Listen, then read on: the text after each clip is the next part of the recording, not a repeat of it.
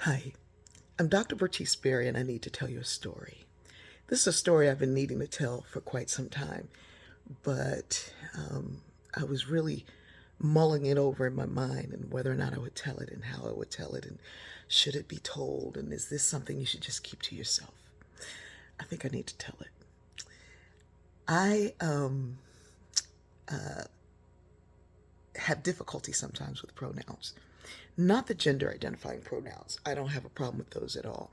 I absolutely love that people have found a way to identify themselves so that they feel more complete. Sometimes I have difficulty remembering a change in a pronoun for someone, but I correct myself.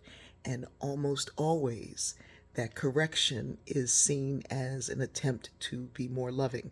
And so nobody's bothered by me doing that. Like when she, and they're like, it's okay, it's okay, it's okay. We're all learning.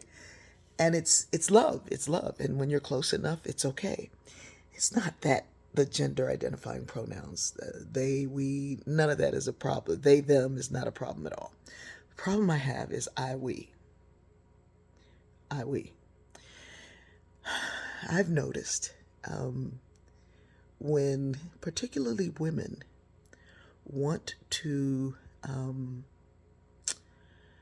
say that they, have a problem with something, instead of saying, I have a problem with it, they'll say, we. We feel. Oh, well, when did you have a meeting before having a conversation with me about how you feel? And who did you have this meeting with? So it's this collective we that is used so that that person feels more empowered to tell you how I feel. And rather than telling my story, I'm going to say it's our story. It's not my story. It's our story. And when I was teaching, I would say, no, say I. Say I, baby. And even now, I find myself saying, say I. Who's this we? Who is this collective we? It happens a lot along racial lines, ironically. African Americans will say you when they're telling you a story about somebody else, and they'll say, and you said, and then you come in, and you did this to me, and you did, and I'll fall into it.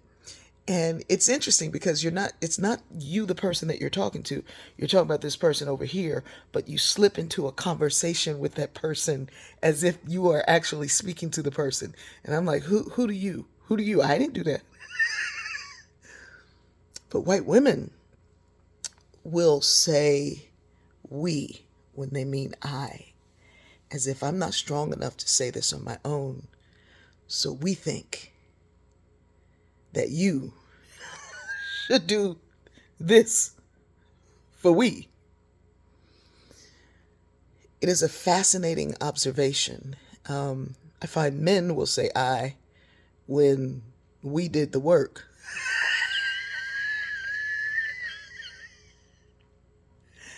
Anyway, folks, let's look at our pronouns because in them, there's a whole lot of blame and shame. I love you.